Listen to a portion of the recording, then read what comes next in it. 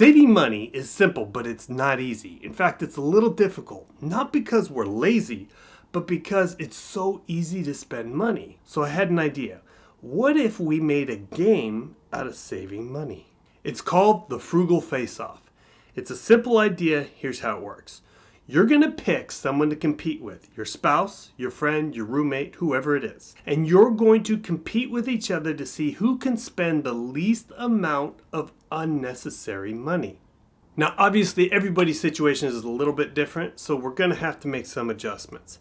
This challenge does not count your basic survival costs. So this would be your rent, your mortgage, utilities, cell phone bill, these things. These are going to be your everyday expenses.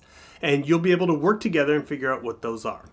What does count is extra expenses. So these would be things like eating out, convenience spending, premium upgrades, online shopping, these type of things. Anything above and beyond the normal basic needs. This is often things we don't usually think about. Okay, so how do you set the baseline? Here's what you got to do. So depending on your partner, it's easier if it's a spouse or a roommate, somebody you have shared expenses with, because then it's easy to take out your mortgage or your rent and food costs, your grocery spending, because you're doing the same thing. These are your same expenses. The key is everyone sets their own baseline honestly. Your baseline is what you would spend for your normal basic needs. So the easy stuff is your rent, mortgage, car payments, cell phone bills, those kind of things. Cooking at home is a baseline. Eating out is not. That's always an extra. So when it comes to your groceries, it's got to be your basic items you would cook.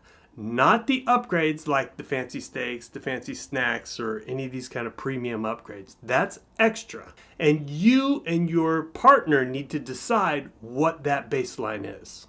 Once you've figured out what your baseline is and you both agree to it, zero that out. It's any of the expenses above that counts towards this challenge. And remember, your goal is to spend as little as possible. If this is your first time, test the waters with a 7-day challenge. Go for 1 week, test it out, see how it goes. If you like it, then advance to the 1-month challenge. You do the same challenge, but for 1 month. And if you're really competitive, you can take those month to months, keep score, go for a yearly showdown. That's when things get exciting. So let's talk about the reward. Yeah. So at the end of the challenge, whether it be a 7-day or a 1 month or even a 1-year challenge, there should be some kind of reward at the end of it. But let's not let the reward destroy the savings. Let's keep it simple. Let's do something inexpensive. For couples, a reward can be something like one makes the other dinner. One pampers the other. Maybe there's a massage. Maybe there's something like that. For friends, maybe the winner chooses an activity for the partner to join in, whether that be a run, a hike, a movie night, a puzzle, whatever it is.